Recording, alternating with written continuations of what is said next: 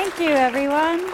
Thanks for your warm welcome. I'm really excited to be here at AMPA. I've come from Los Angeles, California, and when we were asked to do this, we jumped right on board and couldn't be more excited. So we're a nonprofit that travels across the U.S. We donate photo equipment to animal shelters, and we teach them how to take photos of the animals in their care so they have a higher chance of getting adopted. We teach shelter staff and volunteers with no prior experience in photography, so you can be at any skill level, and we'll teach you how to take professional studio quality portraits of the animals in your care. And to date, we have helped over 100 shelters across the nation and over 400,000 adoptable shelter animals in getting studio quality photographs. So those shelters include some of Austin's own shelters, APA and Austin Animal Center. So we've had the wonderful opportunity of donating this equipment to your local shelters, and they are using the equipment to take beautiful photos of the animals in their care. So here are some examples of photographs that we've taught shelters how to take. These have all been taken by shelter staff and volunteers. And as you can see, they're all taken on this white backdrop, and they're all well lit and well composed. And at Shelter Art Foundation, we truly believe that shelter animals are all celebrities waiting for their starring role in someone's home. And you can see that celebrities use photographs to promote themselves. Advertisers use photographs to promote their products. And we believe that animals should have the same importance when they are being shown to the public. We believe that the white backdrop is a beautiful way to show the animals. It makes the animals the focus of the image, and the white backdrop is a staple in classic studio photography. If you flip through magazines, you can see that most of the advertisements have their products on white backdrops. So we want to try to market your shelter animals, and to many shelter animals, a good photograph can be what separates them from getting adopted and being swiped and looked over. So we truly believe that, with all of today's digital devices at our fingertips, it makes sense that people look online first to adopt their animals. And so if you have a stunning photograph of your shelter pet, odds are they're going to be clicked on and looked at. So like I said, I think that these photographs really can make a difference in whether or not these animals are paid attention to or not. So next, I want to talk about how we teach our shelter staff and volunteers how to take these photographs. And it all can look kind of complicated, but we try to cater it to the very beginner who may not have any background in photography. And so let's start with the studio setup. When we go to an animal shelter, we donate all the equipment that you see here to my left. We donate a white backdrop. We donate a digital SLR camera. We donate this studio light with an umbrella and stand. We donate a hot shoe adapter, which connects the camera to the light, and a folding table as well as a sandbag. And all of this stuff is set up in the shelter in a room specifically for shelter photography. So let's start with the white backdrop. As I said earlier, it's a staple in classic studio photography because it is clean, it is minimal, it's easy to edit. You can add words, text to it, you can crop things out, you can remove leashes, you can remove dirt on there. It's just very easy to work with. You can use it for many different purposes, and it looks great online and in newspaper print. So It's a very versatile backdrop.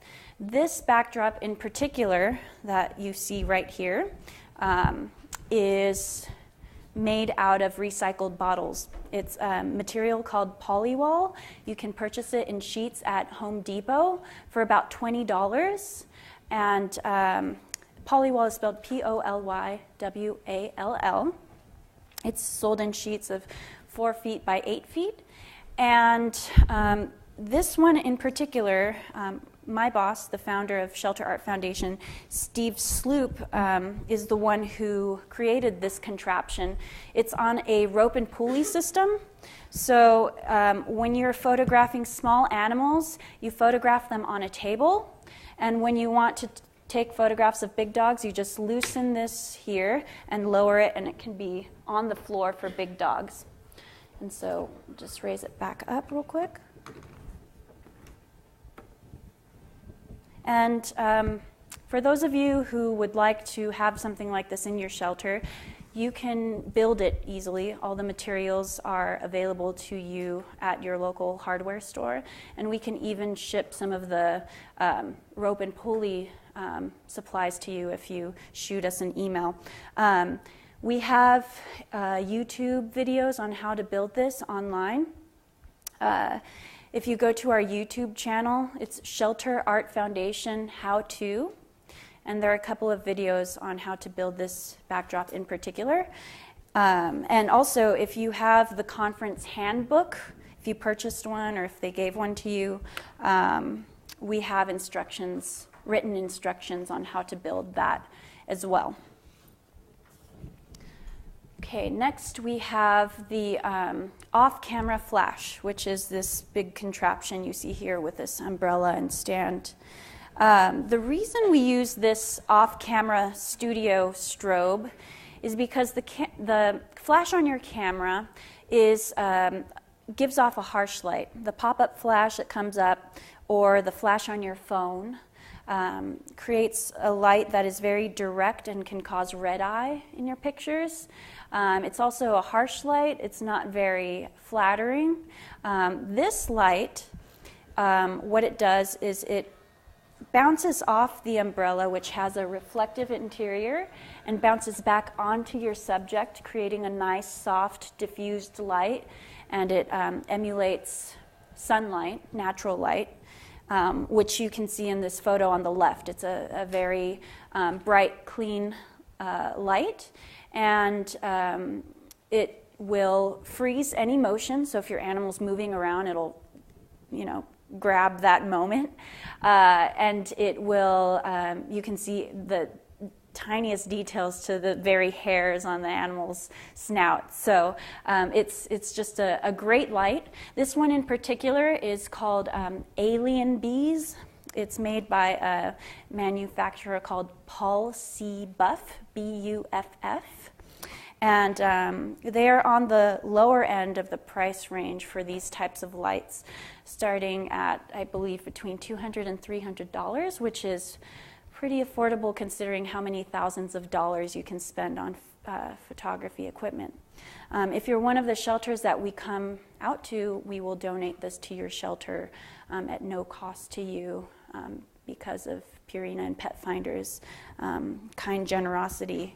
And if you are interested in finding out more information about that, feel free to talk to me afterwards or reach out to us on our website. Okay. So next is the camera that you want to use with this setup. The only camera that's going to work with this studio flash and this setup is a digital SLR camera that has a hot shoe, which you can see in this slide. And the hot shoe is just a little piece on the top of your camera where you can hook up an adapter or a little remote trigger that will connect the camera to the flash. So if you don't have a little hot shoe on your camera, unfortunately you cannot use the flash. Of course you can always use the backdrop, but you will not have that studio light that will be connected to your camera when you take a photo.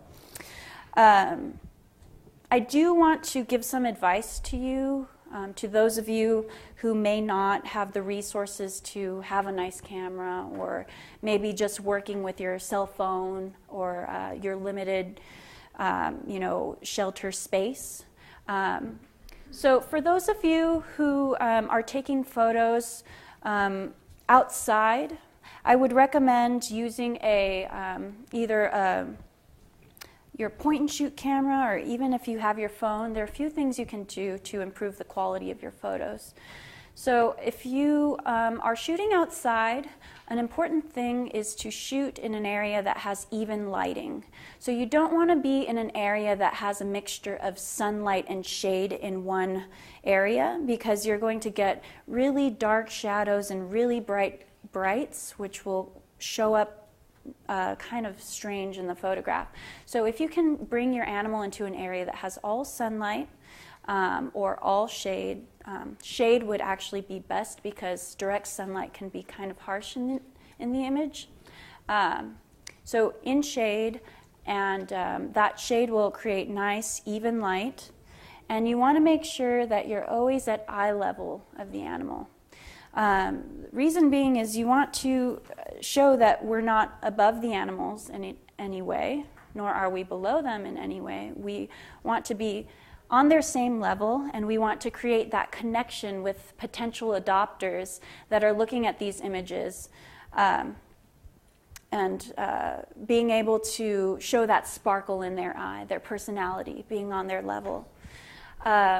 One thing that you can use to improve the lighting, if it's too dark in the shade, there's something called a reflector that you might have seen, walking around if there are professional photographers in a park with a model or a subject. They oftentimes have a third person with a reflector, which is just a big round disc with a reflective surface. So the sun bounces off of the reflector and it bounces back onto the subject, creating brighter light. And something that's great that works for this is car windshield shades, because they have that silver side that you can use for the reflector, and it's much less expensive than buying a real reflector at the photo store. So, and it works just as well. Okay, and also if you're taking photographs indoors, you're dealing with limited light, and I would recommend, first and foremost, find a space in your shelter that is calm and quiet. You want to have a room that you can either close off. I know it's a lot to ask. We've dealt with all kinds of shelter situations, and we even put a backdrop on the back of a door, because that was the only blank space on a wall that they had. We had to cut the backdrop to fit the dimensions of this door, and we put the little table there, and they'd take it down when they weren't using it. So you can make it work. You just have to find a space and the time to do it. And so if you can find a space that is calm and quiet, that you can, if you have a door, that's even better to shut and make sure the animal's calm and safe. If not, you can use a corral. You can get creative. At shelter environments, you have to get creative with the limited resources you might have. So look for a space that's calm and quiet. You also want to maybe find a room, if you can, that has natural light coming in with a window. So if you can set it up by a window and you don't have the studio strobe, you can do that. If you don't have either of those things, you can work with the available light in your room, your overhead fluorescents or whatever your lighting situation is. And on your camera, whatever camera you might have, you can try to play around with the settings. One setting I would recommend for that is looking at your ISO and setting it to a number of 1600 or higher. And what that does is it compensates for the low light in the room and brings your images up to a brighter level. So those are a few things that you can do if you're working with what you have for these images. So you're not limited just to using this studio backdrop. You can still take photos outdoors, and we like to say that when we donate this equipment to animal shelters, we're not doing it to replace anything they have. We're there just as another tool in your toolkit. So there's a place for every photo. We believe the natural outdoor photos look great, but these photos are also very versatile as well. Okay, so besides all the equipment, you're also going to need people.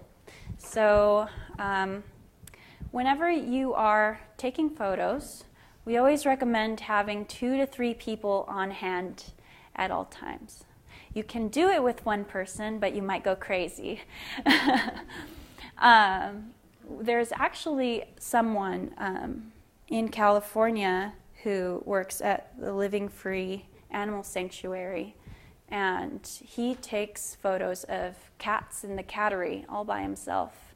And what we did is we donated a tripod to him and a remote clicker so that he could handle the animals on the table, let go, and click, click, click, and grab onto them again. So you can get kind of creative with it, but it helps if you have more than one person. So you're obviously going to need a photographer. And the role of the photographer is to be ready at all times. They are at eye level of the animal. They are ready for that moment when the animal's looking right at the camera and they're going to click. So they're being receptive to their helpers, communicating well, making sure that they're all on the same page. Next, you need a jester. So this gentleman with the stuffed animal is the jester. He is making sure that the animal looks right at the camera, that he is making that connection with potential adopters. And if you notice, he is gesturing pretty close to the camera. And I always emphasize this to our jesters, to not gesture up high or way down low, because you're going to have an animal looking up in a picture or looking straight down. You want to make sure that they're looking right at the camera. So we have a rule that, you know, if a jester has a squeaky toy in the photographer's ear, after 3 squeaks and it doesn't work, the photographer can smack them, because at that point it's just a nuisance. So you have to see what works and what doesn't, and just be receptive to how the animal's responding to what you're doing. And the last person that you are going to definitely need is the animal handler. And they have the hardest job, and that is making sure that the animal is calm, that the animal stays on the backdrop and is safe.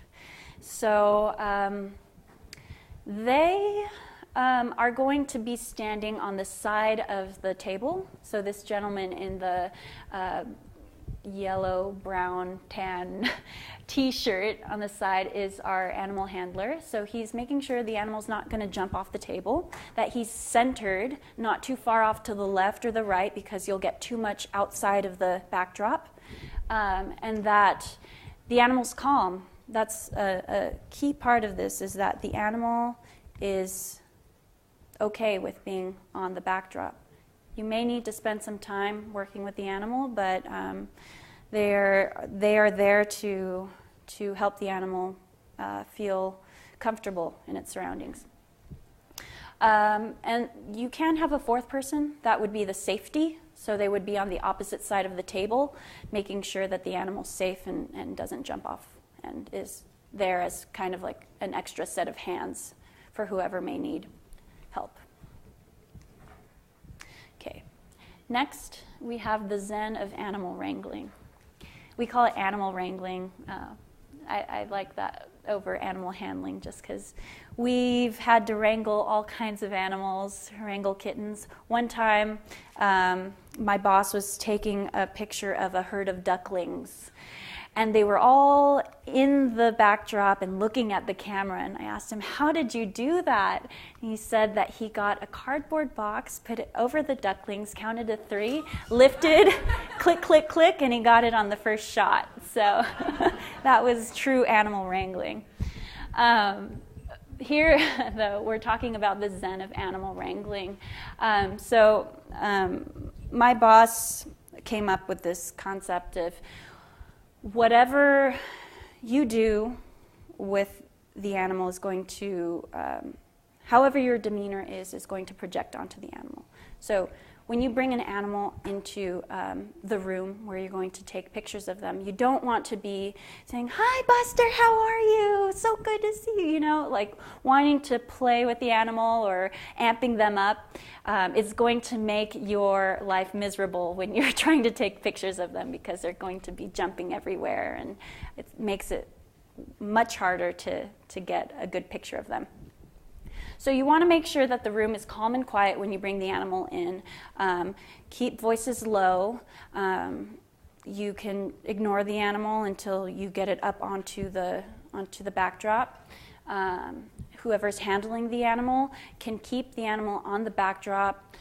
Use long strokes. Keep it there. You can keep it there for 5 minutes, just, you know, reassuring them that it's okay.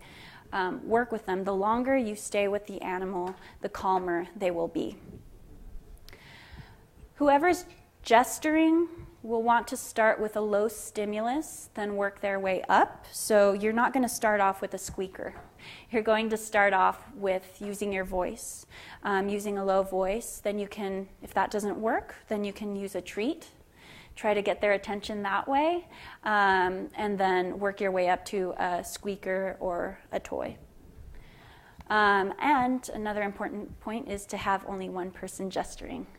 We all know that people want to try to get involved and help in any way they can, but if you have three people gesturing, you're going to have the animal looking in 3 different directions. So make sure that you keep it down to one gesture and only one person is calling that animal's name.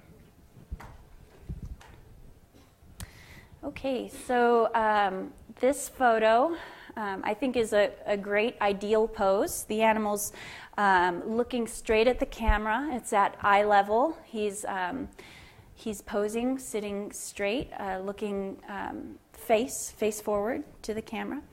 And we have all the elements of the animal in the picture. So eyes, ears, nose, paws, and tail are all in the picture. Nothing's getting cropped out. Nothing's cut off.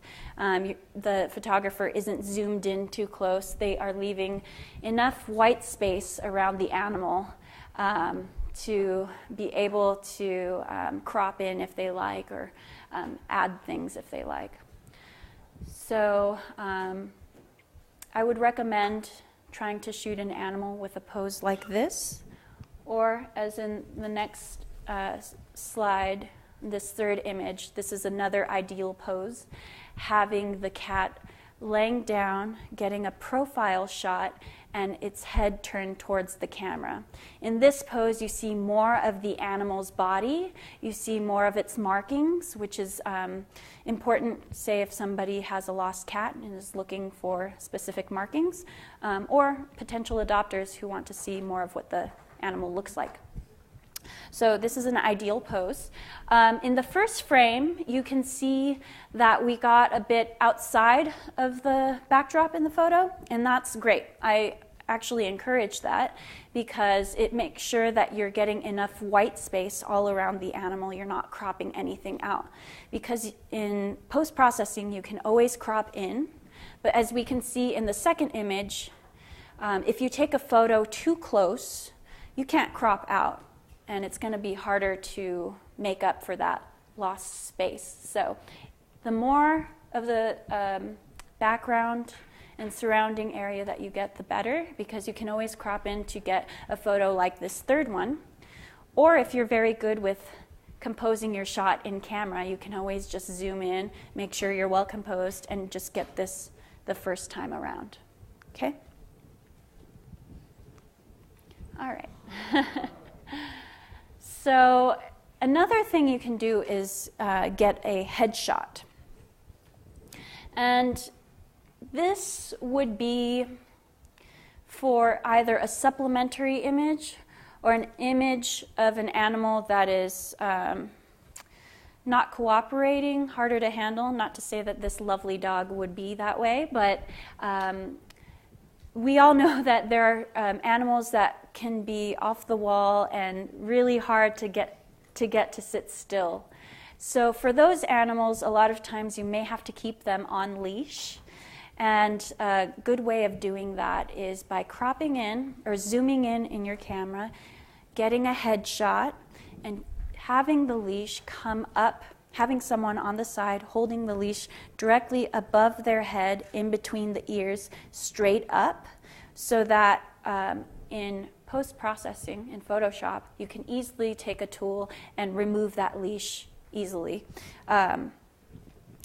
TechSoup.org, T-E-C-H, soup, S-O-U-P.org, has a deal for nonprofits right now where you can get Photoshop Elements, which is a basic version of Photoshop geared towards beginners, for $27, which is a steal compared to how expensive Photoshop can be. It's a one-time download, and so it comes in a bundle with Photoshop Elements, the photo editing software, and Photoshop Premiere, which is a video editing software. So with Photoshop Elements, if you download it, you can remove leashes very easily. You can add text to your images. You can clean the backdrop if it's a little dirty. And we have a newsletter out, actually, that I just sent out a few days ago with tips and tricks on how to remove the leash in Photoshop. So if any of you decide to get this program and have any questions, feel free to shoot us an email and we'll give you further guidance on that. Okay, so last thing with this photo, just remember the ears, and we'll go to our next slide. And you can see that this shelter did something really creative with that previous photo and created a nice family Halloween adopt-a-thon flyer for their social media page. So if you have Photoshop, you can do all sorts of fun things with these images. You can also add words to your images. You can you can add shelter logos and photographer logos to the bottom of your image. This is a personal favorite of mine. I just wanted to throw that one in there because I thought it was funny. One of the shelters in Virginia did this one. You can also include people and props in images to show scale. Here's another example of a dog with a tennis ball, puppy with a tennis ball, you can tell.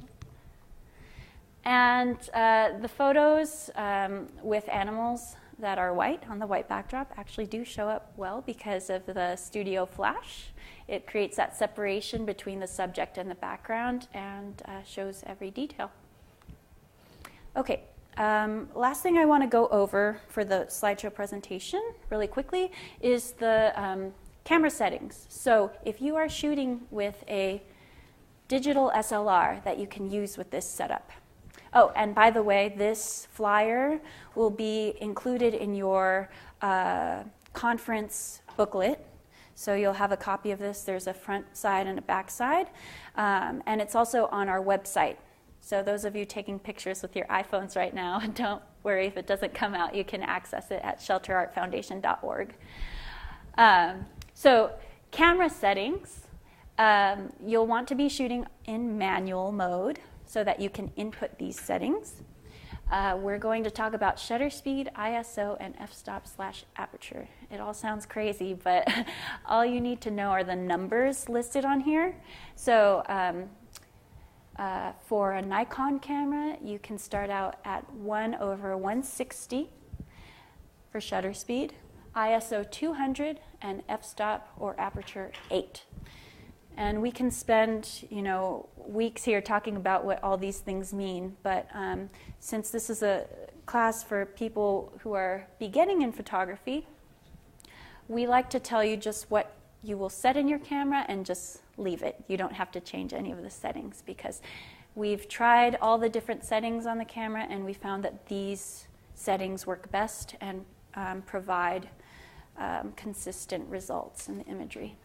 If you're shooting with a Canon, you're going to start off with 1/200 shutter speed, 200 ISO, and f-stop 8.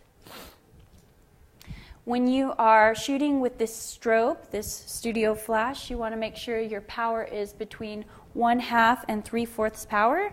And the way you change that is on the back of the light. There is a lever and you can change the intensity of the light. If your image is too bright, as you can see in this middle image, overexposed, you can either turn the power on the light down or you can physically move your light backwards. If it's too dark, you can turn the power up or move your light forward. Okay, and on the back of that flyer, we just have a few tips and tricks that you can keep in mind when you're taking photos of the animals. You can do all sorts of things. So there you go, guys. That's our picture demonstration. Thank you guys so much for coming out.